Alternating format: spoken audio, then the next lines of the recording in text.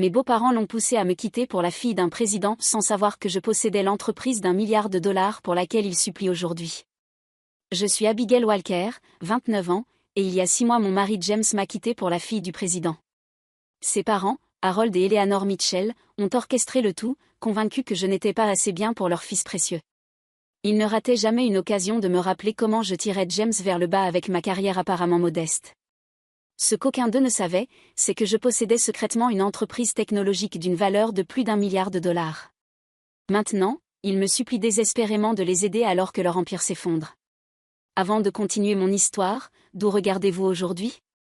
Appuyez sur le bouton j'aime et abonnez-vous si vous avez déjà eu des beaux-parents qui vous ont jugé avant de connaître votre vraie valeur. James et moi nous sommes rencontrés il y a 3 ans lors d'une conférence technologique à San Francisco.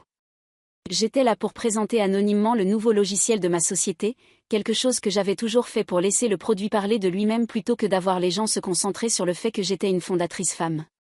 À l'époque, ma société gagnait en traction mais était loin de l'évaluation d'1 milliard de dollars qu'elle atteindrait finalement. Je me tenais près de la station de café pendant une pause quand James s'est approché. Il avait des cheveux noirs qui tombaient parfaitement, une confiance qui ne basculait pas dans l'arrogance, et le sourire le plus gentil que j'avais vu en année d'événements de réseautage. Cette présentation sur l'intégration blockchain était impressionnante, dit-il, tendant la main. James Mitchell, je travaille dans le marketing pour la croissance technologique. Mon cœur fit ce petit bond dont parlent toujours les romans d'amour mais que je n'avais jamais expérimenté auparavant.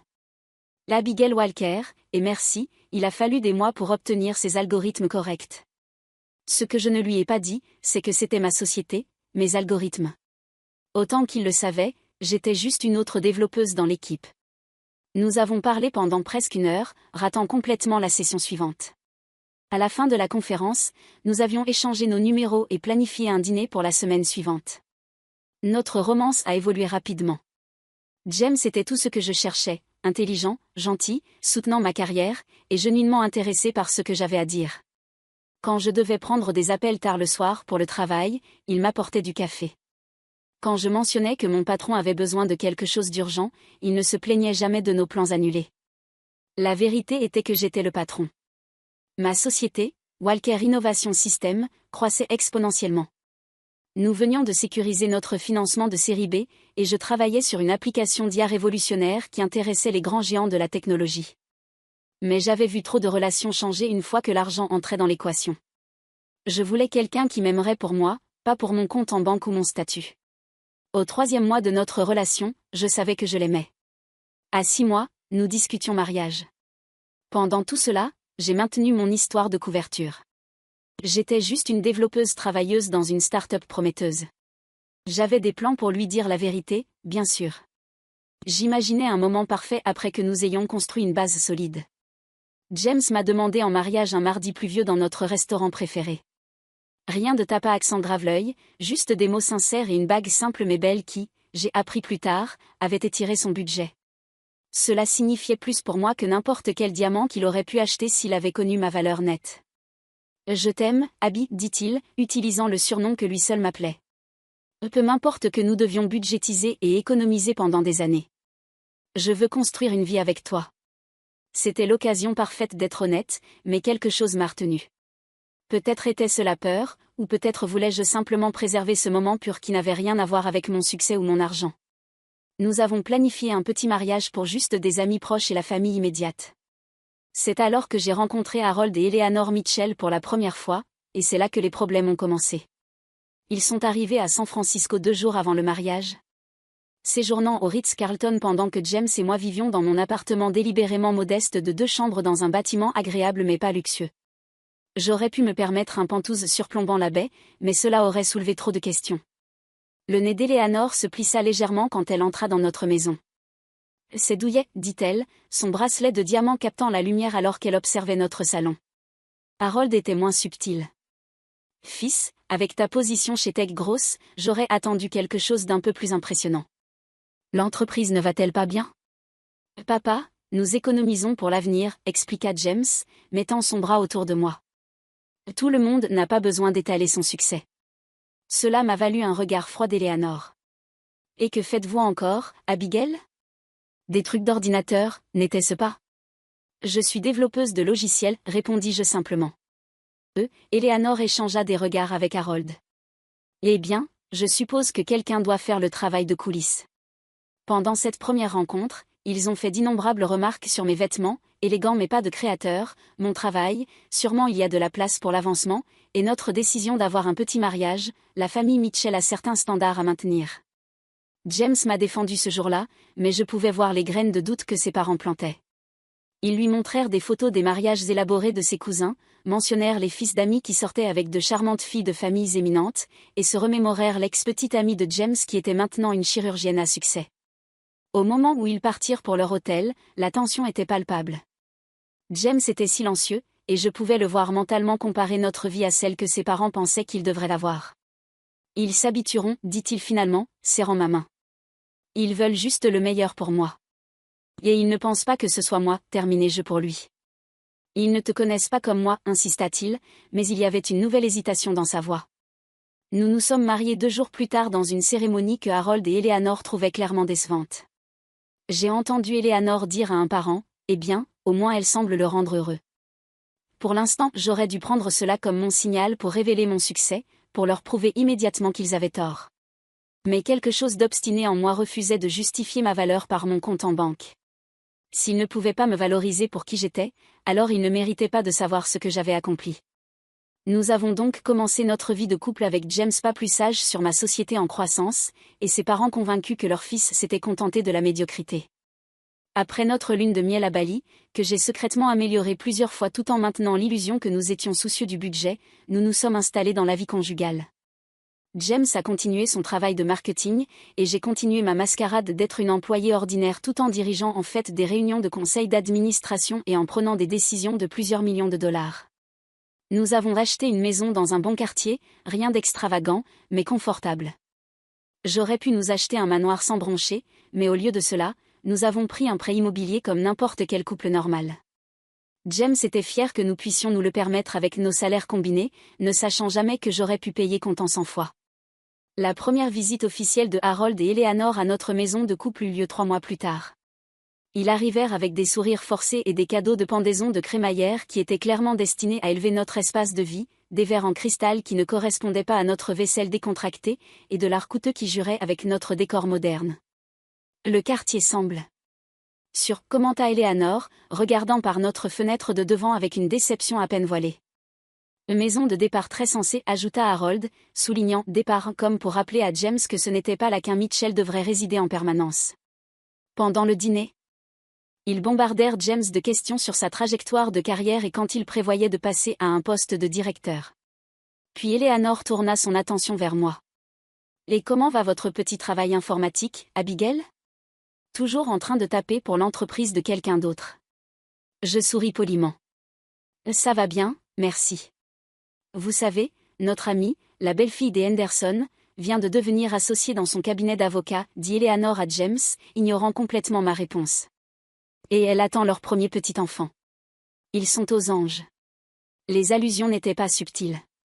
Pendant tout le week-end, ils mentionnèrent divers enfants d'amis qui réussissaient si bien, tous semblant être plus riches, plus prestigieux, ou plus accomplis que nous ne paraissions être. Ce qu'ils ne savaient pas, c'est que pendant qu'ils dormaient dans notre chambre d'amis, je répondais discrètement à des emails concernant une acquisition majeure que ma société envisageait. L'ironie ne m'échappait pas, être regardé de haut par des gens qui auraient léché mes pieds s'ils avaient su qui j'étais vraiment. James était de plus en plus pris au milieu.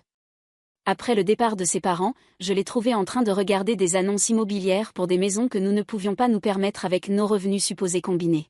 « Que fais-tu » demandai-je, le voyant fermer rapidement l'onglet du navigateur. « Juste curieux » dit-il avec un sourire forcé. Papa a mentionné que les valeurs immobilières grimpent vraiment à Pacific Heights. C'était le début d'un schéma.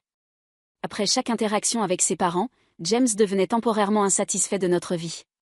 Il faisait des commentaires sur des amis qui obtenaient des promotions, sur les voitures que conduisaient ses associés commerciaux, sur des vacances vers des destinations que nous ne pouvions pas nous permettre. Pendant ce temps, Walker Innovation System prospérait au-delà de mes attentes les plus folles.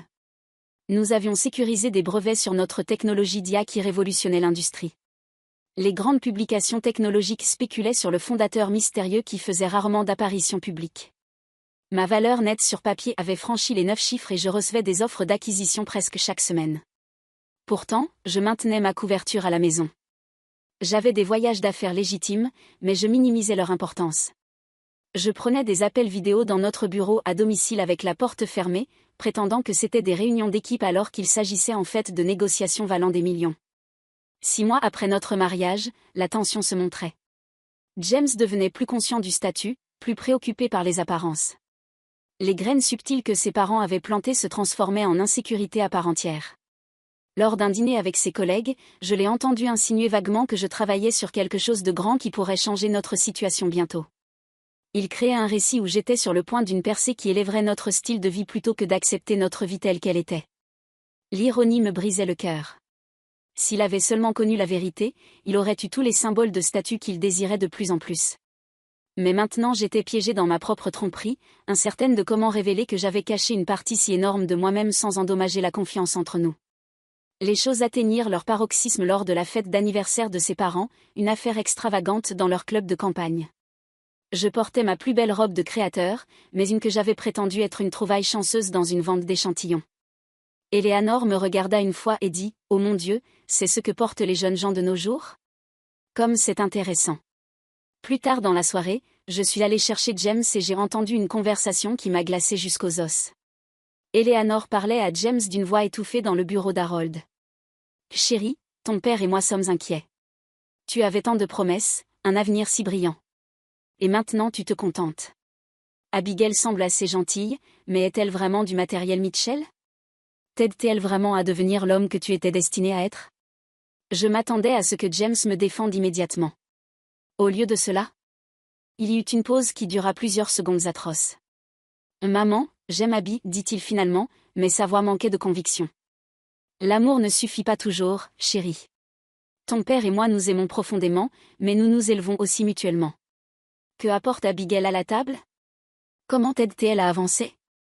Ce sont des questions que tu dois te poser. » Je reculai silencieusement, mon cœur battant la chamade. Cette nuit-là, James était silencieux sur le chemin du retour. Quand j'ai demandé ce qui n'allait pas, il a dit qu'il était juste fatigué, mais quelque chose avait changé entre nous et je savais que les mots d'Eleanor avaient trouvé leur cible. Le lendemain matin, j'ai failli tout lui dire. J'avais les rapports financiers de l'entreprise ouverts sur mon ordinateur portable, prête à lui montrer que je n'étais pas seulement prospère. J'étais extraordinairement prospère. Mais juste au moment où j'allais l'appeler dans le bureau, mon téléphone a sonné. C'était mon directeur financier, appelant avec des nouvelles qui changeraient tout. Un géant de la technologie majeure était intéressé à nous acquérir à une évaluation qui nous placerait fermement en territoire licorne. J'ai pris l'appel, fermé la porte, et le moment de dire la vérité à James s'est échappé. Un des nombreux moments que je regretterai plus tard d'avoir laissé passer. Le changement dans notre relation aurait pu rester une érosion lente et subtile si ce n'était pour les nouvelles qui éclatèrent 2 semaines après la fête d'anniversaire de Harold et Eleanor. La fille du président Thompson, Grace, revenait aux États-Unis après des années de travail à l'étranger avec diverses organisations humanitaires. Les médias bouillonnaient de spéculations sur ses plans futurs. Suivrait-elle son père en politique? Prendrait-elle un poste dans son administration? Le pays était fasciné par cette femme posée et accomplie qui arrivait à être à la fois privilégiée et accessible. Je prêtais peu d'attention au cycle des nouvelles. Mon entreprise était dans les étapes finales de développement d'un protocole de sécurité révolutionnaire qui révolutionnerait la protection des données. Entre diriger mon équipe et maintenir ma couverture à la maison, les potins de célébrités n'étaient pas haut sur ma liste de priorités. Mais Harold et Eleanor Mitchell étaient fixés sur le retour de Grace Thompson. Ils appartenaient aux mêmes cercles sociaux que l'élite politique, bien qu'ils opéraient plus en périphérie qu'ils n'aimaient l'admettre. Le gala annuel de la Fondation Thomson approchait, l'événement social de la saison, et les Mitchell avaient sécurisé des invitations. James. Nouvelle merveilleuse. La voix d'Eleanor résonna à travers le téléphone un soir pendant que James et moi préparions le dîner. Ton père et moi avons sécurisé une invitation pour toi au gala Thomson. Grace sera là, bien sûr, et tant de gens influents. Cela pourrait être formidable pour ta carrière. Le visage de James s'illumina d'une façon que je n'avais pas vue depuis des mois. C'est incroyable, maman. Merci. J'ai attendu qu'il demande mon invitation. Il ne l'a pas fait. Plus tard dans la soirée, j'ai mentionné Casulemney. Donc, ce gars-là semble chic. Devrais-je commencer à chercher une robe? James avait l'air mal à l'aise. À propos de ça, l'invitation est juste pour moi. Apparemment, il limite les nombres cette année. Et tes parents n'ont pas pu sécuriser une invitation pour ta femme, demandai-je, essayant de garder mon ton léger malgré la douleur qui bouillonnait en moi. C'est vraiment un événement de réseautage professionnel, expliqua-t-il faiblement. La plupart des gens y vont seuls. Je savais que c'était un mensonge. Le gala Thompson était célèbre pour être un événement de couple, avec des photos des participants et leurs partenaires étalées sur les réseaux sociaux chaque année. C'était l'œuvre de Harold et Eleanor, une exclusion délibérée conçue pour me séparer de James dans ce qu'il voyait comme un cadre social important. La nuit du gala, James s'habilla de son meilleur costume, celui que j'avais secrètement fait tailler pour lui comme une trouvaille chanceuse à un bon prix. Il était beau et excité, tandis que je me sentais malade d'appréhension. Là, amuse-toi bien, dis-je, l'embrassant pour lui dire au revoir. Envoie-moi un texto si tu peux. Il promit qu'il le ferait, mais son esprit était déjà ailleurs. Cette nuit-là, je me suis enterrée dans le travail, finalisant les détails pour une présentation majeure aux investisseurs. Vers minuit, j'ai vérifié mon téléphone. Aucun texto de James. Les réseaux sociaux, cependant, étaient inondés de photos du gala. J'ai fait défiler jusqu'à en trouver une qui m'a fait tomber l'estomac, James, souriant largement, debout à côté d'une femme éblouissante dans une robe bleue. La légende l'identifiait comme Grace Thompson. James est rentré à 3 heures du matin, légèrement ivre et débordant d'excitation. L'habit, tu ne croiras pas la nuit que j'ai eue. Il se répandit, ne semblant pas remarquer ou se soucier de l'heure tardive. J'ai rencontré tout le monde. Des sénateurs, des PDG, le vice-président, et Grace Thompson. Elle est incroyable, Abby. Diplômée de Harvard, a travaillé avec des réfugiés dans 6 pays, parle 4 langues, et elle est citerax en grave terre. J'ai écouté mon mari s'extasier sur une autre femme pendant 20 minutes d'affilée. Ce n'était pas juste de l'admiration professionnelle. C'était de l'engouement. Au cours des semaines suivantes, James mentionna Grace avec une fréquence croissante. Il avait reçu une invitation de suivi à un événement de collecte de fonds plus petit où elle serait présente. Puis vinrent les messages textes qu'il essayait de cacher, sortant des pièces pour prendre des appels, travaillant tard sur des projets mystérieux sur lesquels il était vague. Je n'étais pas naïve. Je savais ce qui se passait, mais une partie de moi ne pouvait pas croire que James s'égarait vraiment. Malgré nos tensions récentes, nous avions construit ce que je pensais être une base solide. Pendant ce temps, mon entreprise atteignit les étapes finales de notre développement de protocoles de sécurité. Nous étions à des semaines d'une annonce qui doublerait probablement notre évaluation du jour au lendemain. J'avais prévu de finalement être honnête avec James avant que les nouvelles n'éclatent publiquement, d'expliquer tout, de m'excuser pour la tromperie, et de partager mon succès avec lui. J'ai programmé un dîner spécial à la maison, préparé son repas préféré, et répété mon discours de révélation à plusieurs reprises. C'était ça, le moment qui sauverait soit notre mariage soit exposerait qu'il avait été construit sur trop de mensonges pour survivre. James envoya un texto qu'il serait en retard. Puis plus tard. Puis il annula entièrement, une autre urgence de travail. Le dîner romantique que j'avais préparé resta intact tandis que je recevais un email de mon équipe exécutive confirmant que notre protocole de sécurité avait passé sa phase de test final. Nous étions prêts à rendre publique une innovation qui changerait l'industrie pour toujours. J'aurais dû célébrer le pinacle de mon accomplissement professionnel. Au lieu de cela, je me suis assise seule à ma table à manger, fixant mon téléphone et les excuses de plus en plus suspectes de mon mari. Le lendemain matin, j'ai vérifié notre relevé de carte de crédit partagé et trouvé des charges pour un restaurant cher la nuit précédente, un dont nous parlions de visiter ensemble un jour quand nous pourrions nous le permettre. Il avait emmené quelqu'un d'autre au restaurant exact que je gardais comme surprise spéciale pour quand je révélerais finalement mon succès. Quand confronté, James prétendit que c'était un dîner d'affaires. Quand j'ai demandé avec qui il avait dîné, il est devenu défensif, m'accusant de ne pas lui faire confiance. Notre première grosse dispute comme couple marié s'est terminée avec lui sortant en trombe, prétendant qu'il avait besoin d'espace. Il est revenu le lendemain avec des fleurs et des excuses, mais quelque chose de fondamental avait changé. L'homme chaleureux et soutenant que j'avais épousé était remplacé par quelqu'un d'affamé de statut et secret. Et je savais exactement qui encourageait cette transformation. 3 jours après notre dispute, Harold et Eleanor Mitchell se sont présentés sans prévenir à notre porte un dimanche matin. Leur visite surprise était inhabituelle. Ils planifient typiquement leur voyage à San Francisco des semaines à l'avance, séjournant dans des hôtels de luxe plutôt que de suggérer qu'ils pourraient rester avec nous. Nous étions juste dans le quartier, expliqua Eleanor de façon peu convaincante, me faisant la bise dans l'air tandis qu'ils entraient dans notre maison. James semblait également surpris par leur apparition, mais passa rapidement à avoir l'air nerveux. Il y avait une tension dans l'air qui suggérait que ce n'était pas une visite décontractée. J'ai préparé le déjeuner pendant qu'ils parlaient avec James à voix basse dans le salon. Leur voix tombait silencieuse chaque fois que je m'approchais, puis reprenait quand je retournais à la cuisine. Au moment où nous nous sommes assis pour manger, mon estomac était noué. Alors, Abigail, commença Harold après avoir pris une petite bouchée de la salade que j'avais préparée. Comment va votre travail? Toujours avec la même entreprise? Oui, répondis-je simplement. Mon entreprise était en fait dans les étapes finales des négociations d'acquisition qui nous évalueraient à plus d'1 milliard de dollars, mais autant qu'il le savait, j'étais encore une développeuse de niveau moyen. L'homme hocha-t-il, échangeant des regards avec Eleanor. Aucune ambition d'avancement? Des rôles de leadership? Avant que je puisse répondre, Eleanor intervint. James nous dit que vous avez été assez occupé avec le travail récemment. De longues heures, beaucoup de nuits tardives. L'implication était claire, il suggérait que je négligeais leur fils, peut-être même étant infidèle, quand la réalité était exactement le contraire. Mon équipe termine un projet majeur, dis-je prudemment. Cela a nécessité quelques heures supplémentaires. Eh bien, James a aussi été assez occupé, continua Eleanor, tapotant fièrement la main de son fils. Après le gala Thompson, il a fait toutes sortes de connexions précieuses. N'est-ce pas, chérie?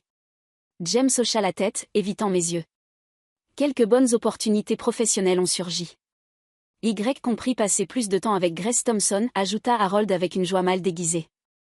Quelle jeune femme accomplie. Son père parle très bien des perspectives marketing de James. Ma fourchette se figea à mi-chemin de ma bouche. Vous avez rencontré le président? James bougea inconfortablement. Juste brièvement. Lors d'un petit rassemblement la semaine dernière. Un rassemblement dont je ne savais rien. La trahison coupa profond, non seulement qu'il poursuivait clairement quelque chose avec Grace, mais qu'il cachait délibérément ces événements significatifs de moi. Harold s'éclaircit la gorge. James, pourquoi n'aides-tu pas ta mère à apporter le cadeau que nous avons apporté de la voiture? C'était une excuse transparente pour lui parler seul, mais James suivit obéissamment Eleanor dehors, me laissant avec Harold. Son expression changea immédiatement, abandonnant toute prétention de politesse. Laissez-moi être direct, Abigail, dit-il, se penchant en avant. James a une opportunité extraordinaire maintenant. Grace Thompson a pris un intérêt personnel en lui, et les connexions qu'il fait pourraient l'établir pour la vie. Il est marié?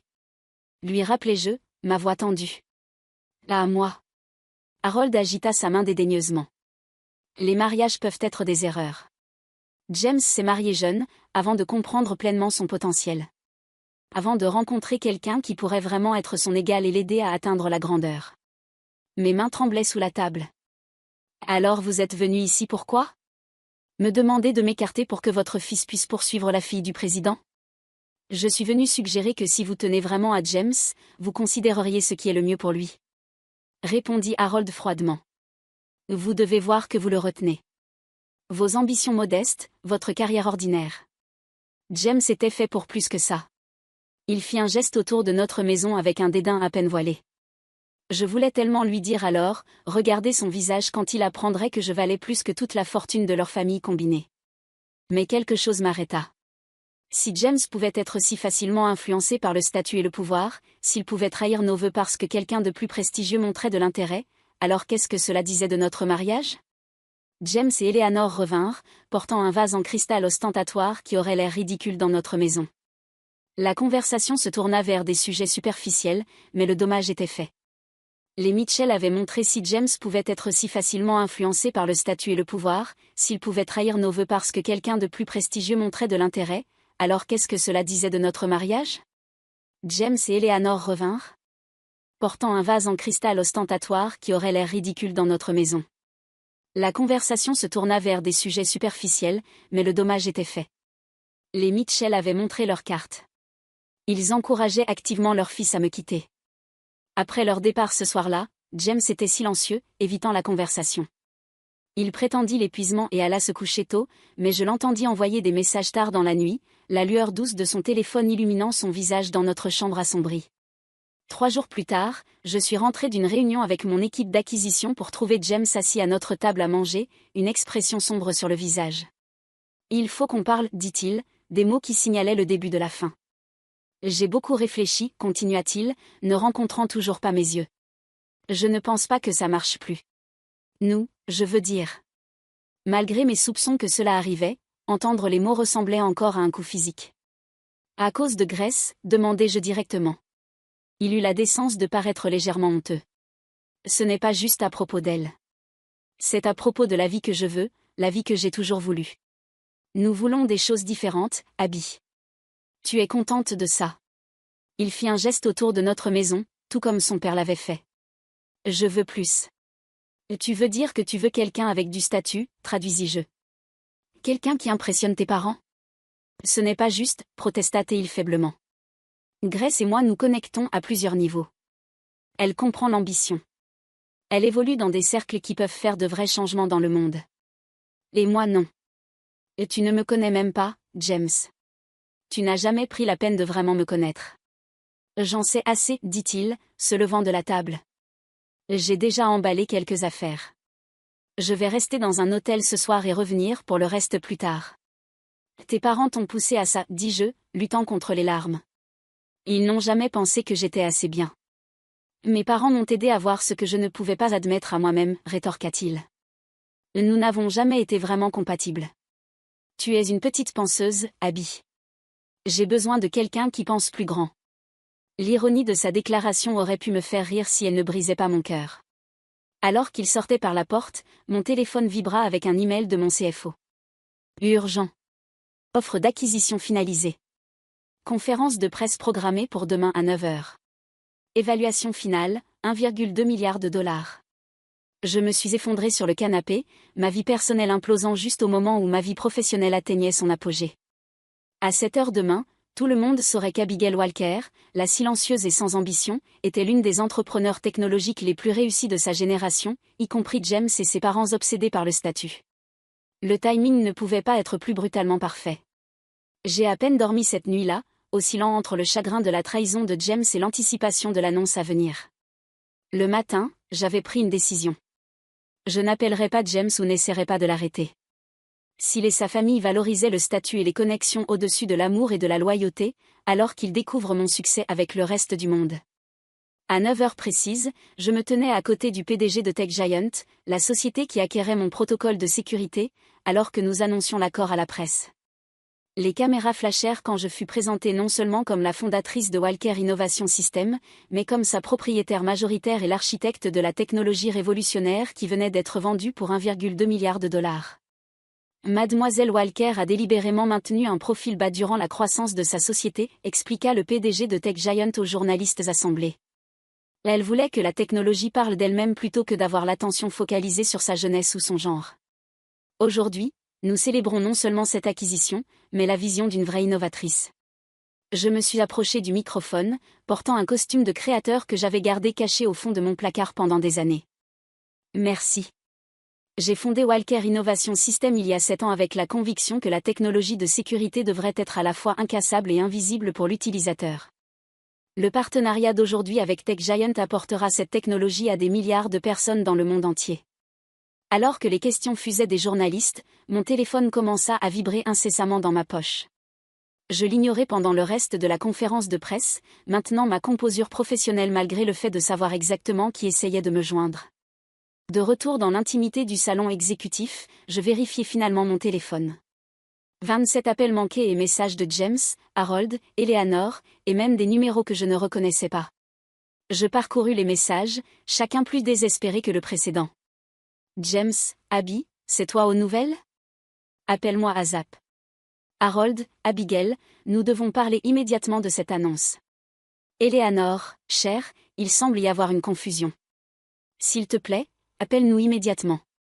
Le message le plus révélateur vint de James environ 1 heure après l'annonce initiale. Grace a vu les nouvelles. Elle pose des questions sur nous. S'il te plaît, rappelle-moi. C'est un malentendu. Je pouvais lire entre les lignes. Grace Thompson, en apprenant que James venait de quitter sa femme milliardaire, questionnait son caractère et ses motifs. La connexion parfaite que les Mitchell avaient orchestrée se délitait déjà. Je n'ai répondu à aucun d'eux. Au lieu de cela, je me suis concentré sur le tourbillon d'activités suivant l'annonce, réunion avec l'équipe d'intégration, interview avec des publications technologiques sélectionnées, et un dîner de célébration avec mon équipe exécutive qui avait gardé mon secret toutes ces années. Il était presque minuit quand je suis rentrée chez moi, notre maison, pour trouver James assis sur les marches de devant. Il se leva quand ma voiture s'arrêta, son expression un mélange de choc, de regret, et de calcul qui retourna mon estomac. L'Abby, commença-t-il, s'approchant de moi alors que je sortais de la voiture. Pourquoi ne m'as-tu pas dit tout ce temps? Est-ce que ça aurait importé, demandai-je, gardant mes distances. M'aurais-tu encore quitté pour Grace si tu avais su que je valais $1 milliard? Ce n'est pas juste, protesta-t-il. J'étais confus. Mes parents étaient dans mon oreille constamment, et j'ai fait une erreur. Une énorme erreur. Où est Grace ce soir? Demandai-je directement. Son hésitation me dit tout. Elle a pensé qu'il serait mieux si nous ne nous voyions pas pendant un moment, étant donné les circonstances.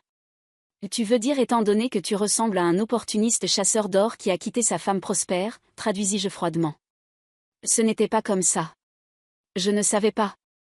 Exactement. Tu ne savais pas parce que tu ne m'as jamais vraiment vu, James. Tu as vu ce que toi et tes parents vouliez voir. Quelqu'un en dessous de toi, quelqu'un indigne du puissant nom Mitchell. Et s'il te plaît, Abby, il s'approcha, sa voix s'adoucissant au ton qu'il utilisait quand nous sommes tombés amoureux pour la première fois. Nous pouvons résoudre ça. J'ai fait une terrible erreur, mais je n'ai jamais cessé de t'aimer. Mais tu as cessé de me respecter, rétorquai-je. Tu as cessé de me défendre auprès de tes parents. Tu as cessé d'être l'homme que je pensais avoir épousé. Je le contournai jusqu'à la porte, me retournant une dernière fois. Je vais demander à mon avocat de te contacter pour le divorce. Ne reviens plus ici. Alors que je fermais la porte sur ces protestations, mon téléphone vibra avec un email d'Harold Mitchell, le premier de nombreuses tentatives désespérées de réconciliation qui suivraient dans les jours à venir. Le lendemain matin, j'ai déménagé dans l'appartement de luxe que je possédais secrètement depuis des années au centre-ville de San Francisco. J'ai embauché une sécurité pour tenir James loin de mon bureau et de ma maison, et j'ai demandé à mon assistante Zoé de bloquer tous les appels de la famille Mitchell. La frénésie médiatique autour de l'acquisition fut intensifiée par le drame personnel qui a fui peu après, des histoires sur comment la fondatrice de technologie milliardaire avait été sous-estimée et trahie par son mari et ses beaux-parents. Je n'ai jamais confirmé ces histoires publiquement, mais je n'en avais pas besoin. La sortie mal chronométrée de James et ses tentatives immédiates de réconciliation après l'annonce ont raconté l'histoire pour moi. Grace Thompson a émis une brève déclaration par l'intermédiaire de son porte-parole. Mademoiselle Thompson n'était pas au courant de la situation matrimoniale de Monsieur Mitchell et n'a pas d'autres commentaires sur les affaires privées. Le langage diplomatique ne pouvait pas cacher le sous-texte. Elle ne voulait rien avoir à faire avec un homme qui avait montré un si mauvais jugement et caractère. Pendant des semaines, je me suis concentrée entièrement sur la transition des affaires, évitant délibérément toute réflexion personnelle sur l'effondrement de mon mariage. Il était plus facile de plonger dans le travail que de confronter la douleur de la trahison. Mon équipe, dirigée par mon partenaire commercial de longue date Nathan Reed, s'est ralliée autour de moi, créant une bulle protectrice de soutien et de but. Et tu sais, dit Nathan lors d'un rare moment calme entre les réunions, j'ai toujours trouvé étrange que tu gardes ton succès secret de ton mari. Maintenant je comprends. Tu as vu quelque chose en lui que le reste d'entre nous a manqué. Ou j'ai vu quelque chose qui n'était pas là, répondis-je, la première évaluation honnête que je me permettais. Je voulais quelqu'un qui m'aimerait pour moi, pas pour mon argent ou mon statut. Je pensais que James était cette personne. Pour ce que ça vaut, offrit Nathan, la bonne personne ne s'en souciera de toute façon. Elle voudra juste que tu sois heureuse et épanouie, société d'1 milliard ou pas. Ces mots sont restés avec moi alors que je commençais le processus de reconstruction de ma vie, non pas en tant qu'épouse de quelqu'un ou belle-fille de quelqu'un, mais simplement en tant que moi-même, avec toutes mes forces et faiblesses enfin ouvertes. 6 mois passèrent dans un flou de réunions d'intégration d'affaires, d'interviews de presse, et de procédures de divorce. La fascination publique pour mon histoire était en grande partie retombée, remplacée par un intérêt genuin pour la technologie de sécurité que nous avions développée.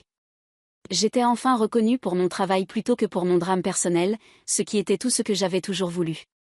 Je m'étais installée dans ma nouvelle vie, dirigeant la division d'innovation de Tech Giant tout en explorant des opportunités philanthropiques avec ma nouvelle richesse et influence.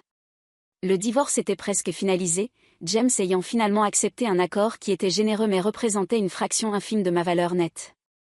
Je n'avais pas entendu directement d'Harold ou Eleanor Mitchell depuis des mois, bien que mon avocat mentionne occasionnellement leur tentative de me joindre par divers canaux. Je n'avais aucun intérêt pour leurs excuses tardives ou explications. Cela a changé un mardi matin pluvieux quand mon assistante Zoé a placé une enveloppe épaisse sur mon bureau. Ceci est arrivé par coursier, expliqua-t-elle. C'est d'Harold Mitchell. Le coursier a été instruit d'attendre une réponse, mais je lui ai dit que ce n'était pas possible. Je fixai l'enveloppe, tenté de la jeter sans l'ouvrir. La curiosité l'emporta. À l'intérieur se trouvait une proposition commerciale formelle décrivant les problèmes financiers soudains de la firme d'investissement d'Harold et proposant un partenariat qui serait effectivement un renflouement. La lettre était soigneusement rédigée pour éviter d'admettre tous mes faits tout en tentant de faire appel à mon sens des affaires. Mitchell Investment a rencontré un problème temporaire de flux de trésorerie, écrivait-il. Étant donné votre expertise dans le secteur technologique et notre présence établie dans les investissements traditionnels, un partenariat serait mutuellement bénéfique. Ce qu'il ne déclarait pas explicitement, mais que les documents financiers inclus dans le paquet révélaient, c'est que problème temporaire de flux de trésorerie signifiait que sa firme était à des mois de la faillite. Plusieurs investissements à haut risque avaient échoué simultanément et les clients retiraient leur argent à un rythme alarmant. J'ai mis la proposition de côté et appelé ma conseillère financière, Lillian Parker. « Que savez-vous sur Mitchell Investment ?» demandai-je quand elle décrocha. « En difficulté » répondit-elle immédiatement. Harold Mitchell a fait quelques investissements douteux dans des industries en déclin. Il y a aussi des rumeurs que leur réputation a pris un coup après, eh bien, après que votre situation soit devenue publique. Signifiant que plusieurs clients de haut profil ont retiré leur compte quand ils ont appris comment les Mitchell avaient traité leur belle-fille milliardaire, expliqua Lillian. Particulièrement des femmes dirigeantes qui n'ont pas apprécié leur attitude envers une femme entrepreneur prospère. Je ne pus m'empêcher de sourire à l'ironie. Harold m'a envoyé une proposition de renflouement aujourd'hui, encadrée comme un partenariat mutuellement bénéfique, bien sûr. Timing intéressant, nota Lillian. Le marché vient d'évaluer leur firme à environ un tiers de ce qu'elle valait l'année dernière. Vous pourriez les acquérir pour des centimes sur le dollar si vous le vouliez. Pourquoi le voudrais-je ? Vengeance ? Justice poétique ? Ou juste de bonnes affaires ? Ils ont quelques relations clients précieuses malgré leurs problèmes financiers. Je la remerciai et terminai l'appel, revenant à la proposition. Voulais-je la vengeance ? La pensée avait certainement traversé mon esprit pendant ces premières semaines douloureuses après le départ de James. Mais j'avais dépassé cela maintenant, concentré sur la construction plutôt que la destruction. Plus tard cette semaine, j'ai reçu une autre communication inattendue, une invitation au gala annuel de bienfaisance de l'hôpital pour enfants, un événement que je savais que les Mitchell fréquentaient toujours. L'invitation venait de Sam Cooper, ma meilleure amie et nouvelle directrice de développement de l'hôpital. Avant que tu dises non, Sam anticipa quand je l'appelais, je n'essaie pas d'orchestrer une confrontation dramatique. Mais tu es une leader technologique majeure maintenant, Abby. Tu ne peux pas éviter ces événements de société pour toujours, et c'est pour une bonne cause. Seront-ils là, demandai-je, n'ayant pas besoin de spécifier qui ils étaient. Probablement, admit-elle. La firme d'Harold a été sponsor pendant des années. Mais il y aura aussi des centaines d'autres personnes, y compris des partenaires potentiels pour votre nouvelle fondation. Elle avait raison. Je ne pouvais pas me cacher pour toujours, et je refusais de laisser les Mitchell dicter quels événements je pouvais fréquenter. J'acceptai l'invitation. Le soir du gala, j'arrivai dans une robe rouge éblouissante que mon ancien moi n'aurait jamais osé porter. Mon assistante Zoé m'avait prévenu que tant Harold qu'Eleanor étaient sur la liste des invités, ainsi que James, bien que Grace Thompson soit notablement absente. Je me mêlai avec confiance parmi l'élite de San Francisco, beaucoup d'entre eux désireux de discuter de collaboration potentielle avec ma nouvelle fondation. J'étais en conversation profonde avec le doyen d'un institut technologique quand je sentis une présence à mon coude.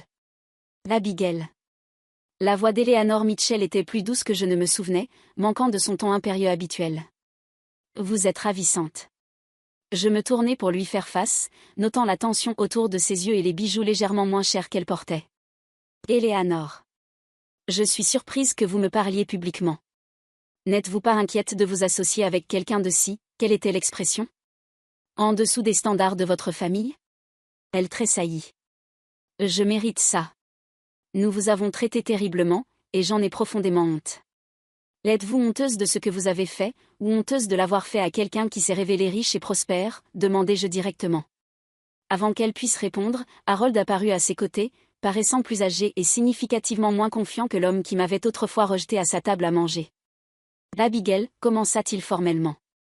Je ne sais pas si vous avez reçu ma proposition. Je l'ai reçue, coupé-je. Mon équipe l'examine. L'espoir brilla dans ses yeux. Alors vous l'envisagez? J'envisage toutes les options concernant Mitchell Investment, répondis-je neutralement. Y comprit l'acquisition et la restructuration. La couleur quitta son visage. L'acquisition? Mais ma proposition était pour un partenariat. Votre proposition était pour un renflouement, le corrigeai-je doucement. Ne prétendons pas le contraire. Votre firme échoue, Harold, et vous avez besoin de mon argent pour la sauver. Ce n'est pas juste une question d'argent, protesta-t-il faiblement.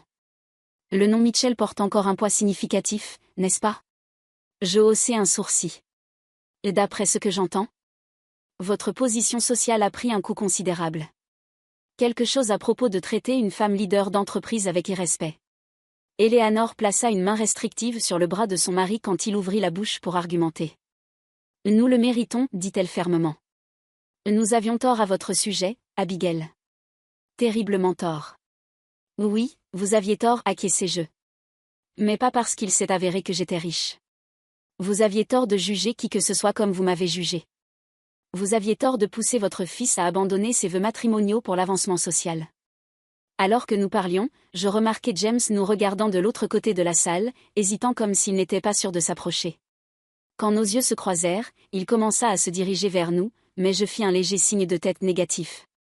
Il s'arrêta, paraissant perdu et déplacé parmi les acteurs du pouvoir qui le voyaient maintenant comme le fou qui avait quitté une milliardaire pour une chance fugace avec la fille du président. Si vous m'excusez, dis-je à Harold et Eleanor, j'ai d'autres personnes à voir. Alors que je me tournai, Eleanor toucha mon bras doucement. L'Abigail, s'il vous plaît. Nous sommes famille. Non, corrigeai-je. Nous ne le sommes pas. Plus maintenant. Plus tard ce soir-là, je me trouvai sur la terrasse, prenant un moment loin des foules. Un homme s'approcha, tendant un verre de champagne. Vous semblez avoir besoin de ça, dit-il avec un sourire chaleureux. Conversation difficile là-dedans? J'acceptai le verre, l'étudiant curieusement. Vous me connaissez? Dylan se présenta-t-il.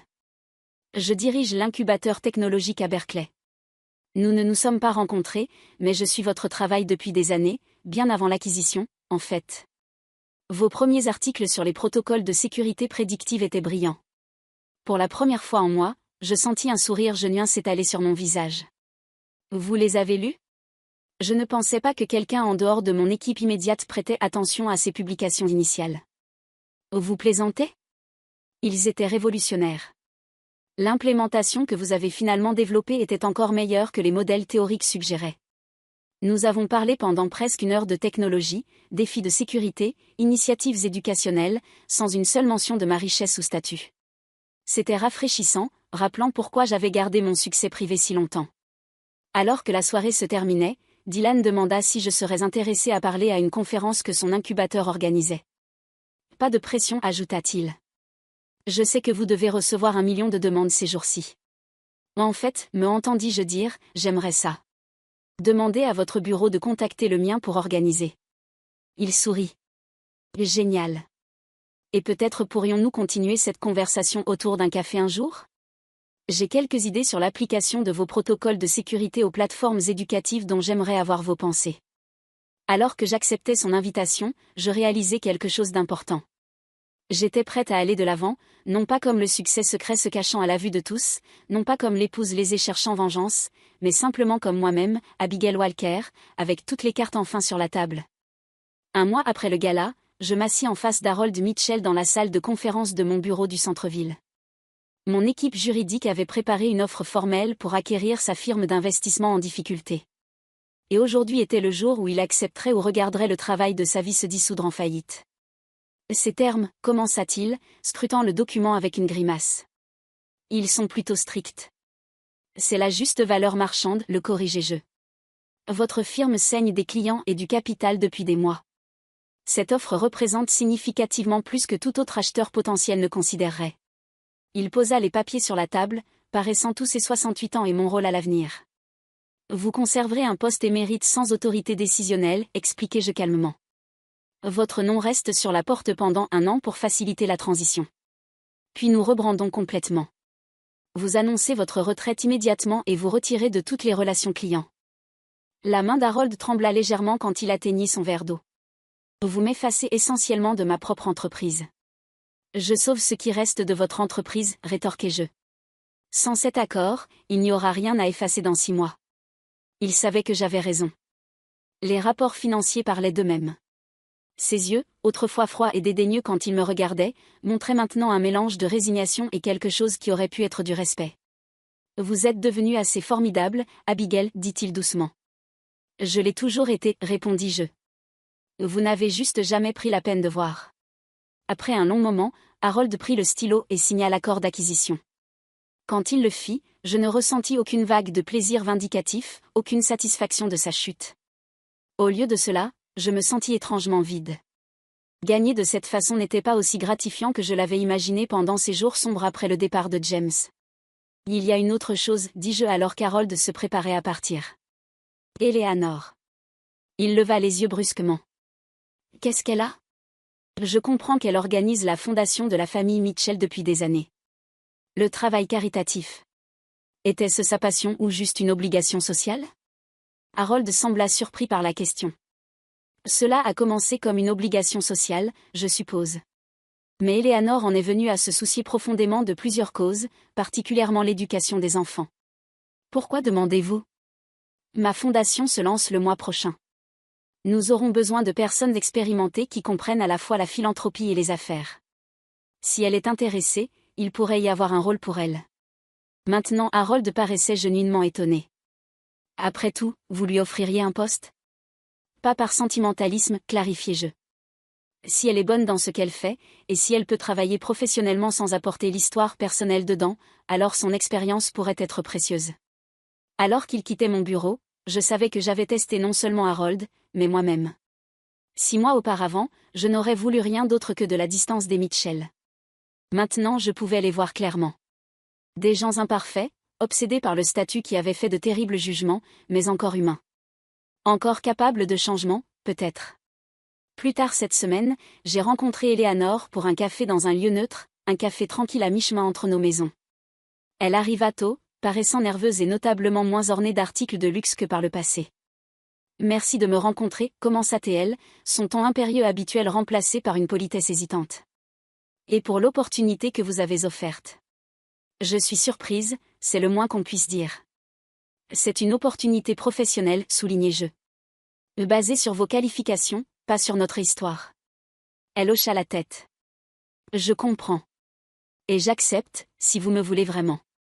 Nous avons discuté des paramètres du rôle, elle apporterait son expérience et ses connexions, mais les décisions finales resteraient avec moi et mon équipe exécutive. Alors que notre réunion se terminait, Eleanor hésita avant de rassembler ses affaires. L'Abigail, je sais que les mots sont insuffisants, mais je suis vraiment désolée. Pas à cause de comment les choses ont tourné, mais à cause de comment nous vous avons traité. Nous avions tort. J'avais tort. J'étudiais son visage, cherchant la manipulation que j'étais venue à attendre d'elle. Au lieu de cela, je vis un regret genuin, le visage de quelqu'un qui avait perdu non seulement le statut et la sécurité, mais aussi un fils qui parlait maintenant à peine à l'un ou l'autre de ses parents. Qu'est-il arrivé à James après que Grace se soit retirée, demandai-je, ma première question directe à son sujet en moi. Eleanor soupira profondément. Il dérive. La firme de marketing l'a licencié. Apparemment, les clients n'étaient pas à l'aise avec son jugement après que tout soit sorti. Il fait du travail freelance, vivant dans un petit appartement à Auckland. Il appelle occasionnellement, mais c'est tendu. Je ressentis une pointe de quelque chose, pas d'amour ou de nostalgie, mais peut-être de compassion pour l'homme qui avait autrefois été le centre de mon monde. Il a fait son choix, dis-je simplement. Oui, Eleanor acquiesça. Nous l'avons tous fait. Et nous vivons tous avec ses conséquences. Alors que je la regardais partir, je réalisais que j'avais finalement atteint quelque chose que l'argent ne pouvait acheter, la paix. Pas parce que j'avais gagné ou parce que les Mitchell avaient perdu, mais parce que j'avais finalement cessé de me définir à travers leurs yeux ou ceux de qui que ce soit d'autre. Ce soir-là, j'ai rencontré Dylan et pour dîner, notre 3e rendez-vous en 3 semaines. Contrairement à ma relation avec James, celle-ci avait commencé avec une transparence complète. Dylan savait exactement qui j'étais dès le début, tant professionnellement que personnellement.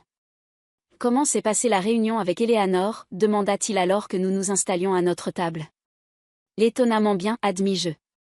Elle est humble, ce que je n'ai jamais pensé voir. Elle sera un atout pour la fondation si elle peut maintenir cette perspective. Dylan sourit. Vous êtes remarquable, vous savez ça? La plupart des gens dans votre position ne voudraient rien avoir à faire avec la famille qui les a traités de cette façon. Il y a un an, je ne l'aurais pas fait, reconnus-je. Mais j'ai réalisé quelque chose d'important à travers tout cela. Garder la colère ne fait que me diminuer, pas eux. Sage autant que brillante, taquina Théil gentiment. Sérieusement, j'admire comment vous avez géré tout. Prendre le chemin noble n'est pas facile. Ce n'est pas à propos du chemin noble, le corrigeai-je. C'est à propos de découvrir qui je veux être maintenant que tout est ouvert. Le secret, la trahison, l'exposition publique, tout cela m'a changé. Je m'assure juste que cela m'a changé en quelqu'un que je respecte. Notre conversation dériva vers d'autres sujets, son travail avec de jeunes entrepreneurs technologiques, mes plans pour la fondation, une série documentaire que nous regardions tous les deux. L'aisance entre nous était rafraîchissante après des années d'omission calculée avec James. 2 semaines plus tard, j'ai reçu une lettre, une vraie lettre manuscrite de James. Elle avait été transmise par mon avocat puisqu'il n'avait plus mes informations de contact direct. L'habit écrivait-il, j'ai écrit et réécrit cette lettre une 12aine de fois, sachant qu'aucun mot ne peut défaire ce que j'ai fait. Je ne demande pas le pardon ou la réconciliation. Je veux juste que tu saches que te perdre fut la plus grande erreur de ma vie, pas à cause de qui tu t'es révélé être, mais à cause de qui tu as toujours été, gentille, brillante, et genuine dans un monde de prétention. J'essaie de retrouver mon chemin vers la personne que j'étais quand tu m'aimais, quelqu'un digne de l'amour que tu offrais. J'espère que tu trouveras tout le bonheur que tu mérites, même si ce n'est plus avec moi. J'ai plié la lettre et l'ai placée dans le tiroir de mon bureau, ni répondant ni la jetant. Peut-être qu'un jour nous parlerions à nouveau comme des connaissances distantes, notre histoire partagée s'estompant en quelque chose de moins douloureux. Pour l'instant, il suffisait de savoir que certaines leçons avaient été apprises de tous les côtés. La technologie de ma société protégeait maintenant des millions d'utilisateurs dans le monde entier. Ma fondation se préparait à lancer des initiatives éducatives pour les jeunes femmes en technologie. Et je vivais finalement authentiquement, ne cachant plus mes accomplissements ni m'excusant pour mon succès. Le voyage avait été douloureux, mais nécessaire. J'avais perdu un mari mais trouvé moi-même, mon vrai moi, inébranlable et sans compromis face au jugement et à la trahison. Et à la fin, cela valait plus que toute évaluation d'1 milliard de dollars. Quand je regarde en arrière sur tout ce qui s'est passé, je réalise que la plus grande leçon n'était pas à propos de la vengeance ou de la vindication. C'était à propos de la liberté qui vient avec l'authenticité et la force qui émerge d'être testée. Nous portons tous des masques parfois, mais quand ces masques deviennent des murs qui nous séparent de connexions genuines, le coût est trop élevé, peu importe à quel point ces murs peuvent être dorés.